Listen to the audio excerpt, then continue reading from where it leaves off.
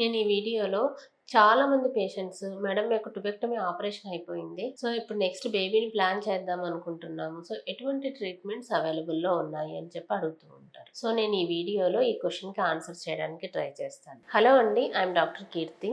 మీ fertility expert 49 hospital Vizag branch నుంచి మాట్లాడుతున్నాను.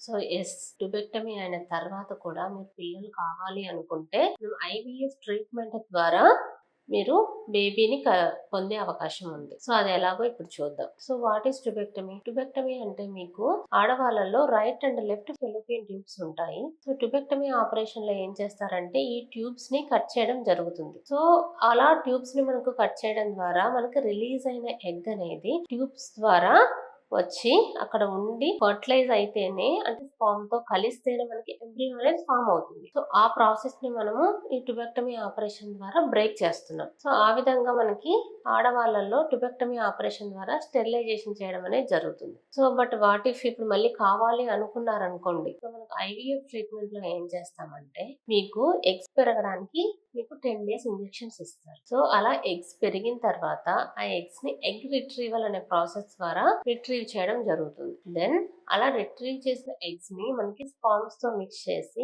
Embryos ని ఫామ్ చేస్తారు. సో దెన్ ఫామ్ అయిన ఎంబ్రియోస్ ని మీకు యుటరస్ లోకి ఎంబ్రియో ట్రాన్స్ఫర్ అనే ప్రొసీజర్ ద్వారా ట్రాన్స్ఫర్ చేయడం జరుగుతుంది. సో ఇక్కడ మనం మెయిన్లీ ఈ ట్యూబ్స్ ని బైపాస్ చేస్తున్నాం. సో ఏ విధంగా అయితే ఇలా ట్యుబెక్టమీ ఆపరేషన్ అయ్యి ట్యూబ్స్ అనేది ప్రాబ్లం ఉన్నా లేదా కొంతమంది పేషెంట్స్ కి ట్యూబ్స్ బ్లాక్ ఉన్నా కూడా మనము ఈ ట్యూబ్స్ ని బైపాస్ చేస్తున్నాం కాబట్టి ఎంబ్రియోని డైరెక్ట్ గా యుటరస్ లోకి ట్రాన్స్ఫర్ చేయడం జరుగుతుంది. సో ఇలా ఐవీఎఫ్ ట్రీట్మెంట్ ద్వారా మీకు ట్యుబెక్టమీ అయినా కూడా మీకు ప్రెగ్నెన్సీ వచ్చే అవకాశం ఉంది.